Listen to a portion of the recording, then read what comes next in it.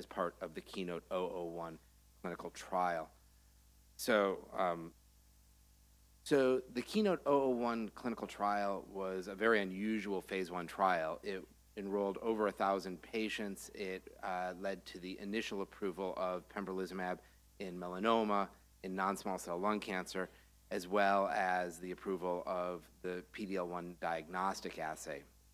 As far as the lung cancer cohorts, there were 550 patients who were enrolled in the lung cancer cohorts, 101 of whom who had not received prior therapy for advanced non-small cell lung cancer, whereas 449 patients had received at least one prior line of therapy. I had the opportunity to present the data from this study back in 2015, along with a companion article in the New England Journal of Medicine, and at that time we showed a response rate of about 20% in patients who were previously treated. It also showed that patients who had high expression of PD-L1 expression in at least half of their tumor cells had clearly superior clinical outcomes as compared to patients who did not. One thing about that presentation and publication in 2015, though, was that our follow-up time was fairly limited. And of course, the promise of immunotherapy has really been the promise of having a long-lasting and durable clinical benefit. And that, of course, requires further follow-up time. So now, at the presentation tomorrow, you will see data from an analysis on November 5th, 2018. At that time, we had over 5 years median follow-up. And of the 550 patients who were enrolled, 100 of them were still alive at that time. The overall group, over 15% of the patients remained alive at 5 years.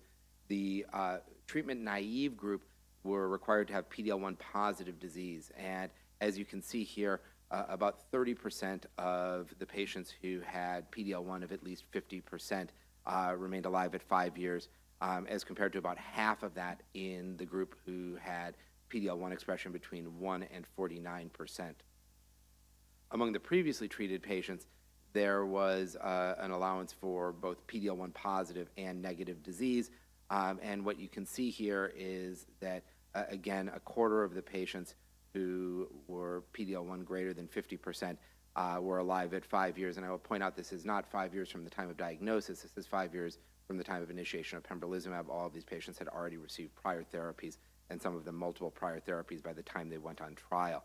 The 5-year survival rate for patients in the 1 to 49% group, again, was about half of what was seen in this PD-L1 greater than 50% group. And unfortunately, the 5-year survival was fairly limited among patients who were negative for PD-L1.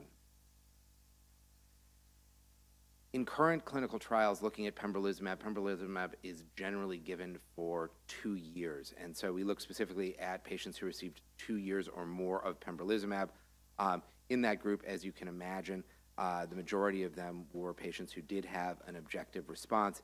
And as you can see, in both the treatment-naive and the previously treated group of patients, the 5-year survival exceeded 75% in both of these groups.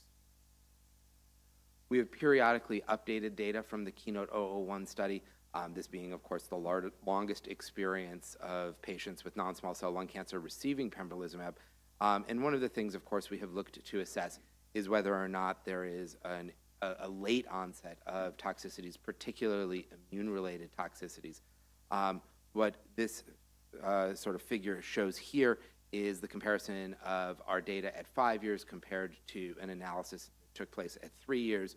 And as you can see, there is a fairly minor increase in the immune-mediated adverse events at that between 3 and 5 years. So in conclusion,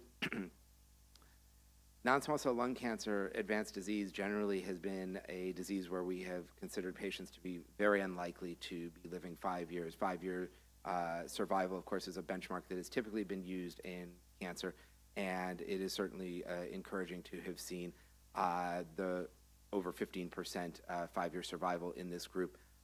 It was particularly impressive to see the 25% 5-year survival group in patients who received pembrolizumab who had PD-L1 of at least 50%. Patients who have this level of PD-L1 staining often in clinical practice today do receive single-agent pembrolizumab, And to have these 5-year survival data is certainly encouraging. It's particularly encouraging among the patients who do well, among those who had at least 2 years of pembrolizumab. Over 3/4 of the patients remained alive at 5 years. The safety data did not really show any unanticipated late toxicity, which I consider encouraging. And I think in total, the data confirm that pembrolizumab has potential to improve long-term outcomes for both treatment-naive and previously treated patients with advanced non-small cell lung cancer.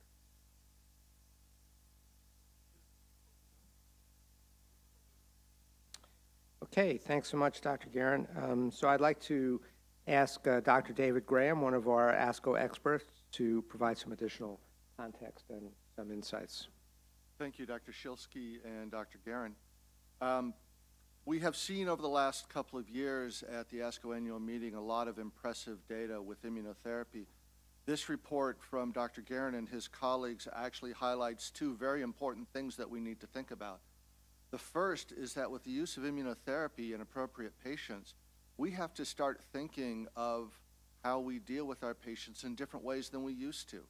In previous years, we would see a person with metastatic non-small cell lung cancer and unfortunately have to paint a pretty gloomy picture. Their chances of being alive 5 years down the road would be 5% or sometimes even less. Now, as we look at these data with the patients appropriately treated with pembrolizumab, 1 in 4 of them or more are going to be around 5 years from now. And that completely changes our mindset as we treat patients. The other very important thing that this report highlights is the importance of appropriately funded studies to gather these data. Working just in practice patterns in the community, we would have never learned this from our patients. Without an appropriately funded study to gather these data over time, we would never find out that there is this group of people who are around that is way more than we could have ever expected. So we continue to highlight in ASCO the importance of appropriately funded clinical trials, and this is just another highlight of our theme of this meeting. We're learning from our patients every day. Thanks. Ed, I wanted to ask you one quick follow-up question. So as I understand it, although response rates were fairly high in the patients who stayed on pembrolizumab for at least a couple of years, the majority of those responses were not complete responses, if I'm correct. So presumably then that means that these are patients who were living longer in the presence of their disease. So does this suggest that somehow there's now some symbiosis between the immune system in the patient and the tumor, that the patient is able to just continue to survive, presumably without progression of the cancer, but without its complete regression either? For the excellent question. There's been a great deal of literature, particularly in the melanoma world, about the importance of complete response and that association with long-term outcomes in lung cancer. I think that the question as to what is going on in these lesions that have improved but have not completely gone away is somewhat unclear. We have, in some occasions at our own institution, we have a very active translational research effort, and we have been in situations where we have biopsied these. Sometimes we find them to be to have active cancer. Sometimes we find they do not, that there's a scar or sometimes granuloma.